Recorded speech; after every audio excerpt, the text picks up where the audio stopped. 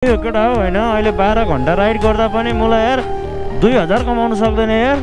2000 कमाए तापनि तेलको पैसा खोइ, बाइकको मेन्टेन खोइ, यस्तो नि हुन्छ यार है।